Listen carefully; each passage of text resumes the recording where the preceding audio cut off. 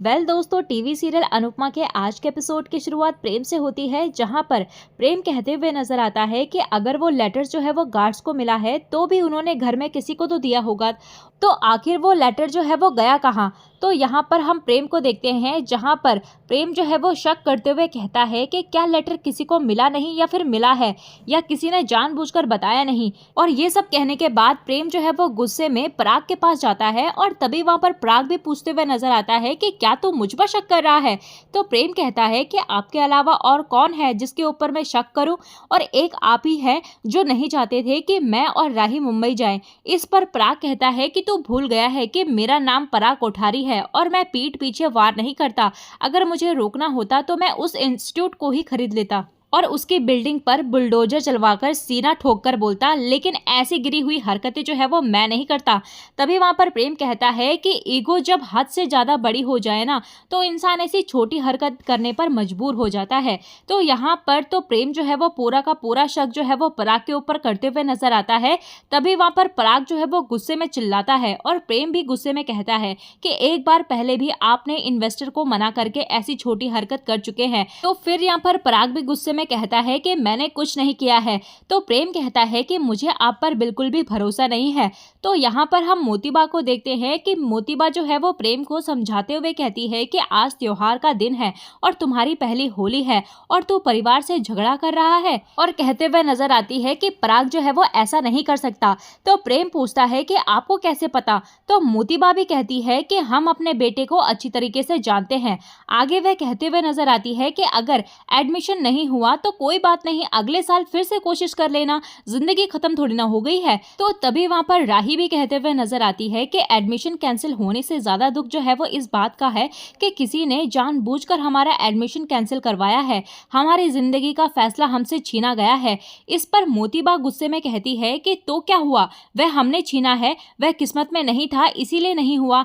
ऐसे भी तो हो सकता था कि इंटरव्यू के बाद में एडमिशन कैंसिल हो जाता, और ये भी तो हो सकता है कि जो हुआ उसी में भलाई हो, इसीलिए ये सब भूल जाओ और आगे बढ़ो। तभी वहां पर अनुपमा भी बीच में कहते हुए नजर आती है कि आगे ही तो नहीं बढ़ने दिया गया। और फिर यहाँ पर अनुपमा मोतीबा के पास आती है और कहती है कि इनके सपने अपने आप जमीन पर नहीं गिरे हैं, बल्कि इनके सपनों के पंख नोचे गए हैं। अनुपमा को अपने पुराने दिन याद आ जाते हैं जब उसके भी सपनों को इसी तरह से कुचला गया था, और वह कहती है कि जमाना भले ही बदल गया हो, लेकिन औरतों के लिए सोच जो है वो अभी भी वैसे ही है। तो मोतीबा भी कहती है कि आप जो है वो साजिश करके मुझ पर इल्जाम लगा रही हैं। तो अनुपमा कहती है कि मैंने तो आपका नाम तक नहीं लिया, लेकिन आज जो है वो रंगों के त्योहार में आपके चेहरे का रंग क्यों उड़ा हुआ है। सभी ये बात सुनकर हैरान होते हैं, और तभी वहां पर प्रेम भी मोतीबा का हाथ अपने सर पर रखकर उनसे पूछता है कि आप बताइए कि क्या आपको वह लेटर मिला था और क्या आपने जानबूझकर हमें वह लेटर नहीं दिया। अगर आप झूठ बोलोगी तो मेरा मरा हुआ मुंह देखेंगी। तभी वहां पर मोतीबा जो है वो घबरा जाती है और ये देखकर सभी चौंक जाते हैं, और मोतीबा घबराते हुए कहती है कि हमें वह लेटर मिला था और हमने उसे पढ़ा था और उसे जला दिया। यह सुनकर सभी चौंक जाते हैं और प्रेम यहाँ पर गुस्सा हो जाता है, और इसके बाद यहाँ पर प्रेम जो है वो गुस्से में कहता है कि आपने सिर्फ वो लेटर जो है वो जलाया नहीं, बल्कि मेरा विश्वास और मेरा रिश्ता जला दिया है। मोतीबा यहाँ पर प्रेम को समझाने की कोशिश करती है, लेकिन प्रेम कहता है कि अब कहने और सुनने को कुछ नहीं बचा है, सब खत्म हो गया है। इसी बीच यहाँ पर गौतम जो है वो मन ही मन में सोचता है कि प्रेम और राही के साथ जो हुआ वह अच्छा हुआ और वह सही हुआ।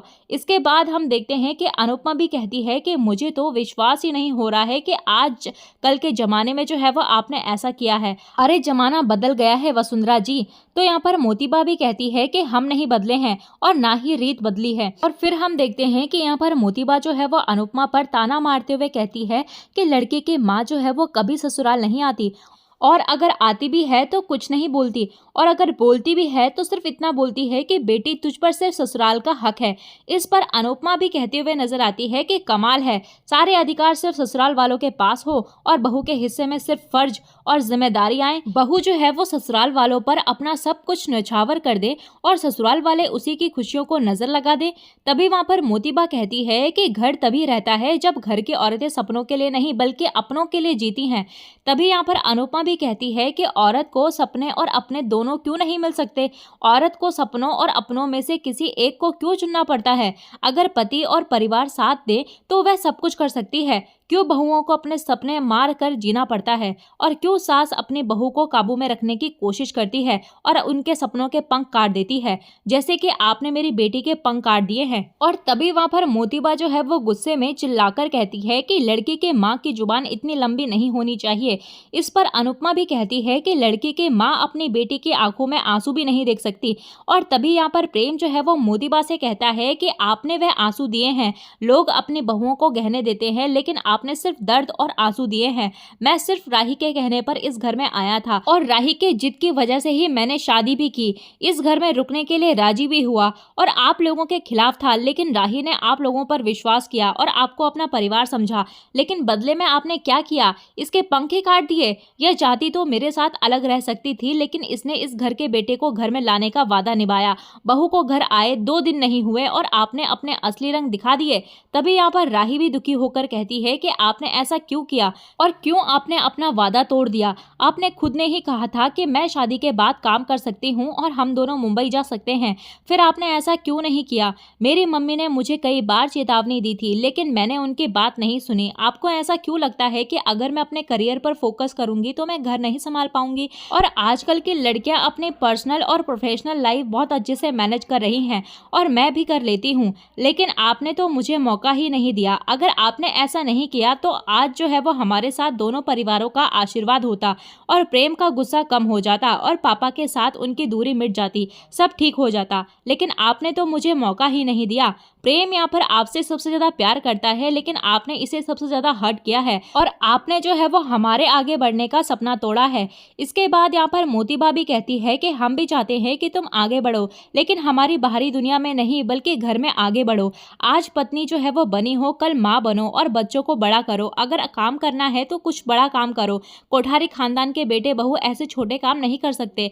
करना ही है तो अपने घर के बिजनेस में काम करो, अपनी कंपनी में काम करो। मोतीबा यहाँ पर प्रेम से कहती है कि तेरा बाप जो है वो दिन रात काम करता है, तो तुम लोग इसकी मदद करो ना। तो राही की माँ का बड़ा बिजनेस है, लेकिन तेरे बाप का उससे लाख गुना बड़ा बिजनेस है, इसमें काम करो ना। तो पराग के बाद यहाँ पर कोठारी अंपायर जो है वो तुझे संभालना चाहिए, लेकिन तुझे तेरी जिम्मेदारियां का एहसास ही नहीं है। तू सिर्फ अपने ससुराल वालों की गुलामी करता है। इसके बाद यहाँ पर मोतीबा जो है वो अनुपमा पर आरोप लगाती है कि वो अपने बिजनेस के लिए प्रेम का इस्तेमाल कर रही है, और उसे कभी भी प्रेम की मेहनत की कद्र नहीं है। और वह कहते हुए नजर आती है कि औरतों को घर का काम संभालना चाहिए और आदमियों को बाहर का काम करना चाहिए।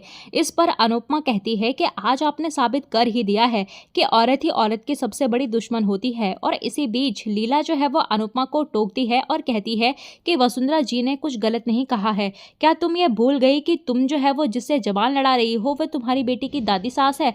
अपनी बेटी के ससुराल वालों से ऐसे बात थोड़ी ना करते हैं, और ये इनका घर है, इनका परिवार है और इनके नियम है। यह अपने बहू से चक्की पिसवा कर काम कराए या फिर घर बैठे खिलाए, इससे हमें क्या मतलब है? तू कौन होती है इनसे सवाल जवाब करने वाली? इस पर अनुपमा भी कहती है कि आप इनका पक्ष इसीलिए ले रही हैं क्योंकि आप भी इनके जैसे ही हैं। मेरे कम पढ़े लिखे होने से मेरे बच्चों को मुझ पर शर्म आती थी।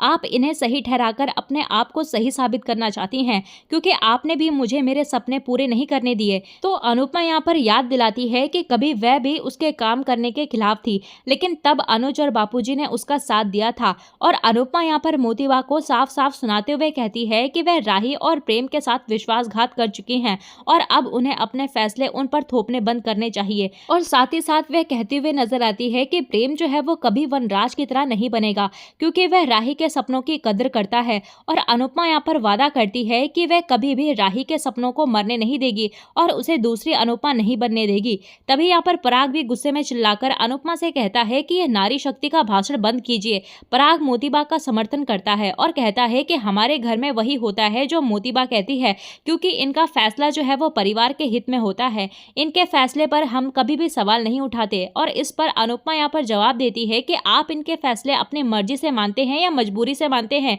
इनके बनाए नियमों से क्या आपके घर में बहुएं खुश हैं? तो यहाँ पर सभी चौंक जाते हैं और ख्याति और मीता दुखी होती हैं। तो अनुपमा कहती है कि क्या आपने बहुओं से कभी उनके सपने पूछे हैं? इस पर मोतीबा कहती है कि हमें किसी से कुछ पूछने की जरूरत नहीं है। एक सुलझी हुई बहू के सपने अपने पति और परिवार से जुड़े हुए होते हैं। इस पर अनुपमा जो है वो मोतीबा से कहती है कि आपने तो कभी सपने आपने देखे ही नहीं हैं, इसीलिए आपको पता ही नहीं है कि सपने होते क्या हैं। तो मोतीबा यहाँ पर हैरान हो जाती है अनुपमा की ये बात सुनकर, और इसी के साथ एपिसोड खत्म हो जाता है।